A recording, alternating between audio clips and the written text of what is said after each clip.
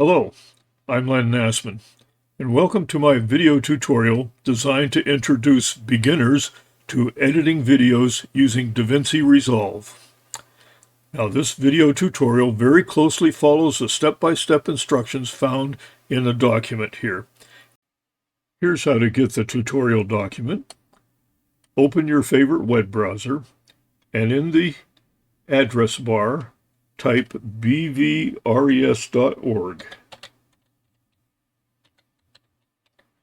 That stands for Bristol Village Residents, bvres.org.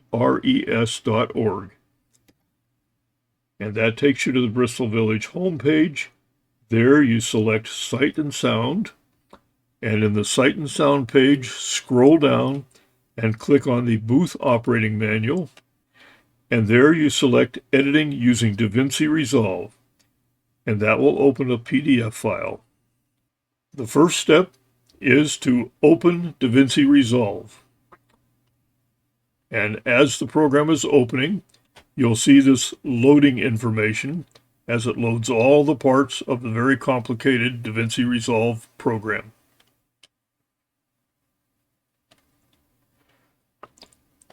Once Davinci Resolve is open, it will take you to the New Project display. This project display is similar to a Windows desktop. You can put everything in the main area here, or you can organize things by folders.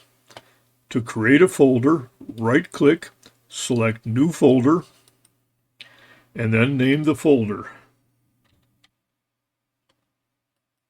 Once that folder is created, you can open the folder by double-clicking on it, and then either select the New Project button or right-click and select New Project and enter the name for your new project.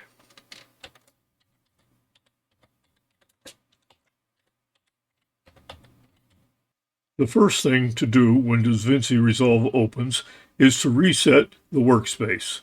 Go to the menu bar, select Workspace, and then select Reset UI Layout.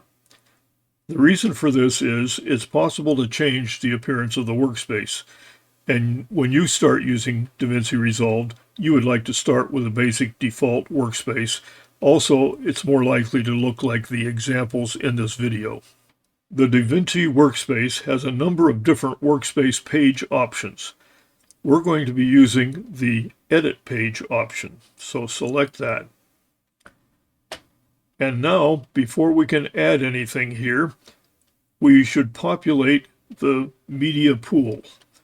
And to do that, we'll right-click in the media pool area, and we'll select Import Media. And if you're well organized in File Explorer, you will collect all of the media you want to use in a video in the same folder. In this example, I'll select the Clouds JPEG file, and I will hold the Control key down and then select a video file, a .mov file. Once I've selected the things that I want to add to the media pool, I'll select the Open button.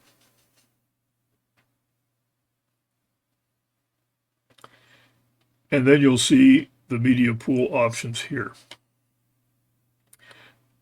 There are other things we could add to the video that are not in the media pool. If we go to the Effects option and then we go to the toolbox, we can see there are a number of generators that we can use. We could enter all kinds of different backgrounds or different generators, maybe a solid color, or in this example, just for fun, let's select the 4-color gradient. Once that's selected, we can drag that onto our video timeline, and we'll just drop it here. The video timeline, by the way, has this red line, which is the timeline cursor. And you click in different places, and as you do, you'll see where you are in time, and you'll see where the cursor is on the timeline. Well, it turns out that when I dragged and dropped the 4-color gradient, I didn't get it started at 0. Now, I can either drag that around, or I can select this area, which is actually a blank clip. If I select any clip, I can then use the delete key, and that will delete that clip, and in this case, automatically shove this 4-color gradient off to the 0 time spot. And you can see the time readout here. I'm going to place the cursor in the middle of the 4-color gradient, and I'm going to go to the upper right, and I'm going to select something called the inspector. And the inspector will change depending on what kind of clip is selected. But in the case of the 4-color gradient clip, I could go in here and I could change, let's say I could wanted to change the upper right corner from yellow to black. So it's very easy to modify this 4-color gradient. By the way, here's a quick shortcut to memorize. If you want to undo something you've done, hold the Control key down and press the letter Z. That will undo the last change. Well, now that oh, by the way, how long is this clip, you might ask? Well, I'm glad you asked that question. That clip is 8 seconds long. Why do you suppose that clip is 8 seconds? Well, here's the secret. I'm going to go up to Davinci Resolve, select Preferences, and then I'm going to select User, and in the User Preferences, I'll select Editing, and notice that the standard generator duration has been set to 8 seconds. These are the default settings, so that when you enter a new generator clip, it will be 8 seconds long. If you enter a new transition, it'll be 3 seconds. If you enter a new still frame, it'll be 7 seconds. All of these you can change in the default settings or in the general settings by saving them. But once a clip has been entered, you can also change its length by dragging it around or by right-clicking and changing the clip duration. So there are a number of ways to change that clip. I'll go back to the toolbox. I'll select Titles, and in the title selection, I'll select Basic Title, and I'll drag and I'll drop that into the timeline. Now let me select the basic title, and since the inspector has been turned on, we get all the characteristics of that basic title clip. By the way, they're more than fit here, so if we click right there, we can expand the options. So here's a place where you can edit the title. Let me do that. I'm going to say, this is my title. And you see, because we have the timeline in the middle of that clip, you see the changes right there. We have options here for title text similar to the options in word processing. We can change the font family, and we can change the font face. Just for fun, I think I'll use extra bold for this. We can change the size. You can either drag this to change the size, or you can type a number in this box. I'll make it 123. We can also see that we can change alignment, left or centered. We can change the anchor points. We can change the position. I'm going to take the default position for this particular screen. And I'm going to go down here and I'm going to add stroke. What is stroke? Well, if you drag this, you'll see. See what's happening there? The stroke is actually the outline. And you can choose the color and the size for the outline. I'm going to make the outline be 6. Then we can add a drop shadow. Our drop shadow is going to be black. And I'm going to type 8 for X, 8 for Y. And then I'm going to change the blur to, let's say, a 6. I'm going to change the opacity to 95%. And you can see the results there. You can go ahead when you're doing this and experiment with these different characteristics or different properties of the title by using the inspector. There are some other tricks here. If I select this title text character, notice that there are little white corners. If I click here, I can click and drag that. Whoops. If I click right on that corner, just right, I can drag that, and I dragged it over. There's a time readout. It shows you how much you drag. I dragged it over a little more than a second. On the right-hand side, I'll drag that to a little more than a second. Now let's see what this looks like. I'm going to have the timeline jump back to the beginning. There are all kinds of ways I can control that. I can drag this guy. I can click to the very beginning, and then I can play, and I can stop playing. I can play in reverse. I could jump to the end of the clip, but watch what, or the other thing is I can press the space bar to start and stop playing, and that's a very handy shortcut. Press the space bar. Watch what happens to that title text as I start playing. Notice it's fading in, and it plays for a while, and then it fades out. Well, now that we have a title with a background, color gradient background, let's go ahead, go back to our media pool, and let's add a video clip. So I'm going to click on the video clip and drag it and drop it into this area. It's not clear here until I turn off the inspector what's going on. There are two windows here. There's a source window, and then there's the playback window. And as I play through this, you'll see what's happening in the playback window. And remember all of those control buttons I had for playback. The source window has a similar set of controls. I can drag this all throughout the clip. But more importantly, in this example, I want to choose just a part of this clip.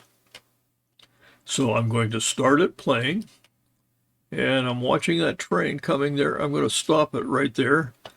And what I want to do is I want to start using this clip right at the current location. So I'm going to select this tool called Mark In, and it'll put a dot there. Then I'm going to play this clip until I find the end point for this clip. And I'm going to watch carefully. And I think when the caboose goes behind the schoolhouse there, I'm going to stop playing. And then I'm going to mark that as the out point. Now notice that I can still look at the entire clip here by dragging this slider, but there's part of this clip that's highlighted between the mark in and the mark out points. Now when I drag this clip and drop it into the timeline, only the marked area will be dropped. So I'll click that, drop it in. Well, I was a little sloppy. I didn't get it all the way to the edge of that four-color gradient, but you know the trick. I'm going to select that blank clip area, press delete, and it'll magically move over there. Now, when I start playing this, you'll watch what's happening over here. It starts there, train goes along, gets behind the schoolhouse, and stops playing. Well, I would like to add another clip from this source. So what I'm going to do is I'm going to go back to my source media. I'm going to play it for a while. And here comes the train. Coming behind that bush. Okay, it's getting close. There it is. Let me back up just a little bit. And let me mark that as the end point. Now, you see I changed the old mark end point to this point. Now I'm going to let me play it for a while.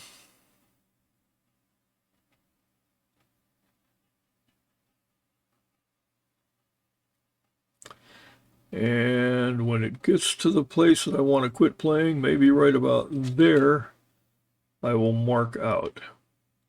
Now I have a new mark in and mark out point, so I can drag that much of the clip and drop it in the timeline. So let me back up here and play a little bit of this in the program window. And bump, it jumps right to there. Well, that's kind of an abrupt change. Let me smooth that out. I'm going to put the timeline cursor right on that boundary between the two pieces of clips. And then I'm going to go over to the toolbox and choose Video Transitions. And I'm going to find, let me scroll up here a little bit. I'm going to find a cross dissolve transition. And I'm going to drop that very carefully right on that boundary. Now when I back up and play that clip again, it won't be such an abrupt change from that first clip to the second clip. It'll smoothly dissolve into that. So how are we doing so far? We've added a generator. We've added a title text. We've added a couple of clips, and we've edited the clip into pieces so that we can just put a couple pieces of the clips in. And that's pretty much enough for this show. So what I'm going to do now is I'm going to close this out, but I want to put a new graphic here at the end of my show. So I'm going to go up to the media pool, and I'm going to grab this clouds JPEG file, and I'm going to drop that into the video area. And so that'll give me a nice ending. Done with a video clip, starts with the clouds. And now I want to put some text there, but this time, instead of just basic text, I'm going to use a different title generator. This time, I'm going to use scrolling text. Click, drag, drop, and there's a scrolling title. Let me click on that clip, and let me go to the inspector. And now I'm going to edit this. I'm going to say scroll ending text. And I'm going to put each one of those words on a different line.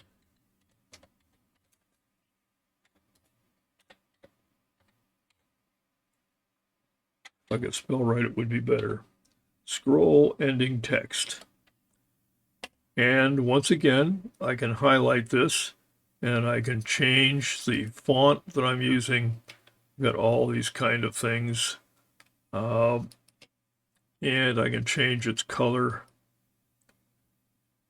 And let me make this one be yellow just for fun. Okay. But I don't want that text over there. But notice that I have an alignment option. So I'll choose the center alignment. Once again, I'll use a drop shadow. Let's experiment with this a little bit. Let's try 16 and 16. And let's get rid of the blur and increase the opacity. And there we have it. So let's back up here and play what we have. Well, there we get the clouds background, and we get the scrolling text. But look what happened. The scrolling text continues past where the clouds are. So what I'm going to do is I'm going to right-click on the clouds still frame, and I'm going to select Change Clip Duration. And I can edit this, or I can select a default 15 seconds and say Change. And that helps that.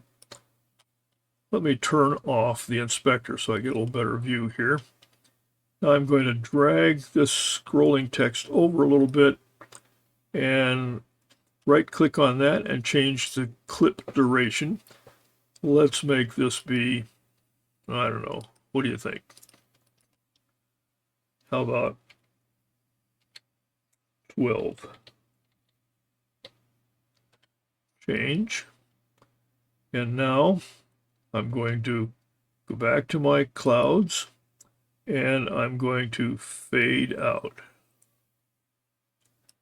And I'm going to go back to here and I'm going to go back to my video transitions, and I'm doing to do a cross dissolve once again. Let me back up and see what that looks like. Dissolve into the clouds. Start scrolling the text. Now this is not scrolling very smooth. How smooth this looks will depend on your graphics processor and your computer processor speed. So I think I'm satisfied with this. Let me go back and zoom. This is the zoom extents option. And I can zoom plus, I can zoom minus. And when you're doing some fine editing, you'll want to be doing a lot of zooming in and out. Okay, let's say that this is a finished product and I want to render this and show it to my friends. So what I have to do is I have to go to the Deliver workspace. So I click on Deliver, and in the Deliver workspace, I have a number of settings to choose here. What I'm going to do is I'm going to design this for YouTube. I'll click on that, and there are some presets for YouTube type videos. For example, it presets it to MP4, 1920 by 28 by 1080 HD. If you want to make a smaller file, you can change that resolution. But I'm going to leave it there at the standard. Now, I must give a title to this. So let me give a title.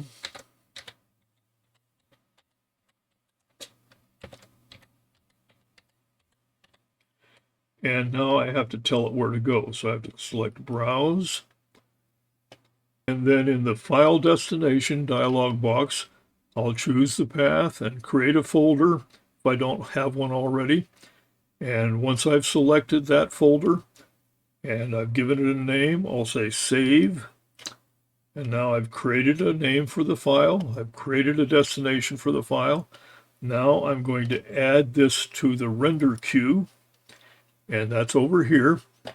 And right now I have one job in the render queue. And this is a pretty small file to render, so this won't take too long. Suppose that I had a number of different clips to render. I could add all of them to the render queue and then render them all while I go out and have dinner or something. In this case, I just have one clip. I'm going to select Render All, and it opens up a little rendering progress, and it gives you a guess of how much time is remaining. You can also see the progress bar up here in this job, and we'll come back in a minute when it's done rendering.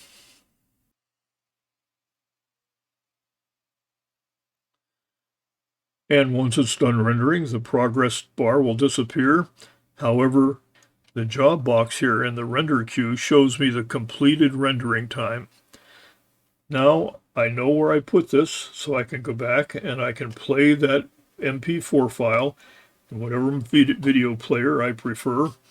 And if I decide that I want to do some more editing, I just go back to the Edit workspace and do some more editing. And once I'm satisfied with that, then I'll go back and render it again. And so this process is almost an endless loop, because you're going to complete the project, you're going to render it, you're going to look at the final file and you say, oops, I should have adjusted that over there. You come back and edit it, render again, and if you're lucky, you'll get this done pretty soon. So that's an introduction to editing videos using Davinci Resolve.